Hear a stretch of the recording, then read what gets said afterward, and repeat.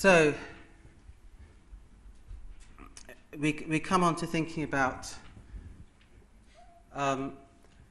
what does all this mean for an MFI?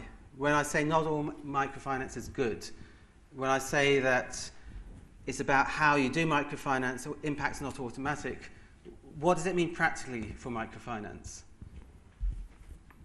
And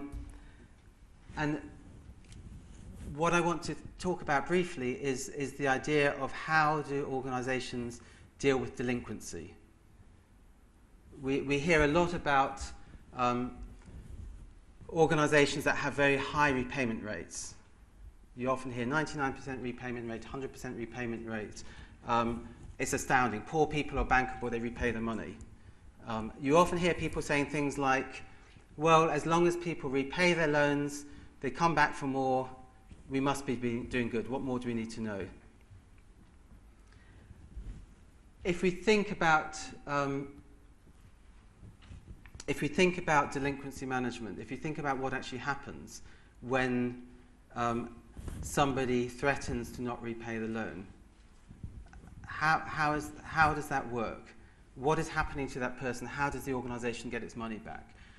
One of the things you hear very often in microfinance is the concept of zero tolerance. So many organizations have a very strong focus on delinquency management. They have very, very strong incentives for their staff to incentivize getting that money back. So for example, you have an incentive scheme where maybe a third of somebody's salary is made up of the incentive scheme. If their portfolio at risk goes above 2 or 3%, they lose their whole incentive scheme. So, fine. In a way, the organization is saying to its staff, get the money back. We don't really care how you do it. We'll turn a blind eye to it. Just make sure that money comes back. So what do you see in practice on the ground? Often you go to a group-based organization where they have a center, where they have maybe 40, 50 clients making their repayments. And the loan officer will apply a policy of no repayment, no end to the meeting. Effectively, they close the door and they say, this meeting will not finish until everybody's repaid. And I've seen it. There's an organization in India which now has something like 2 million clients which applies this. And they've had a 100% repayment rate. They've never lost a single rupee. And what they do is they say to the clients, you have to repay. So the meeting comes, everybody sits there, somebody doesn't have their money, they spend a long time discussing, eventually that person gets sent out. Go and find the money. They go out into the community and magically half an hour later they come back with the money. Where did they get that money? Obviously, I would have thought the most likely place is that they went to a moneylender to get the money. But the organization doesn't ask. There's a lot of stuff going on behind the scenes in groups. Groups have a lot of, they sort out their problems. The loan officer doesn't know.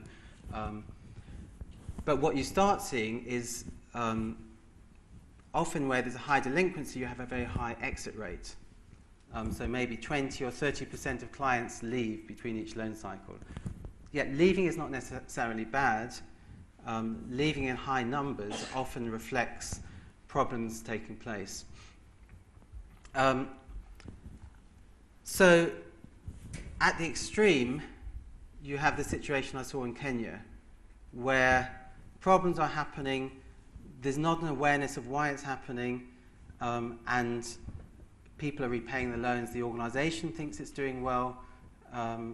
Investors think it's doing well because they have a high repayment rate, very low portfolio risk. But there's risks involved. And this is one of the things I want to highlight. Generally, when we talk about risk management in microfinance, clients don't get thought about. But the clients are at the heart of microfinance. The success of clients drives the success of the microfinance organization. If we don't think about the clients, if we don't think about what's happening to them and how they're improving, we risk, first of all, damaging the clients. And there's an increasing move in microfinance towards client protection. Some basic factors such as don't over-indebt your clients. Be responsible in how you get money back from your client. So it's just some very basic principles of client protection, and there's a campaign for consumer protection microfinance which has been launched and is getting a lot of support internationally, and I would encourage people to look at that particularly. So that's the first risk. You risk damaging your clients. The second risk is you risk not achieving your mission. If you're trying to reduce poverty and your clients are repaying because they're being forced rather than repaying because their situation's being improved, and you don't understand that and you don't adjust what you're doing, you're not going to achieve your mission. Large numbers of people are going to leave, people are going to get indebted.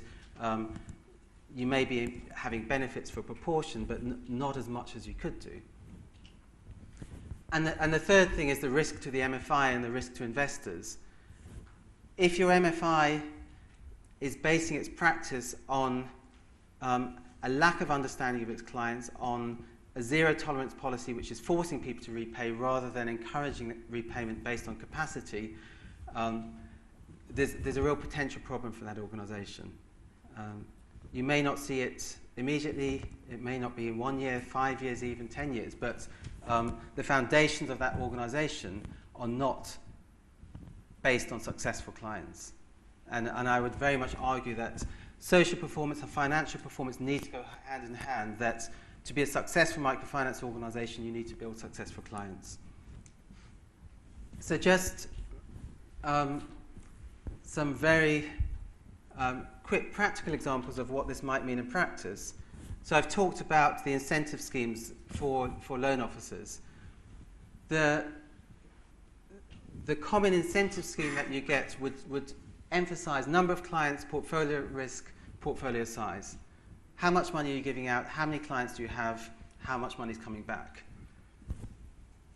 An incentive scheme that balances social and financial performance, this is an example from Consortium, doesn't just look at the number of clients, but it looks at who are the clients. So if you're an organisation trying to reach poor people, it doesn't matter if you reach 10,000 people and those people are not those people that you're trying to reach.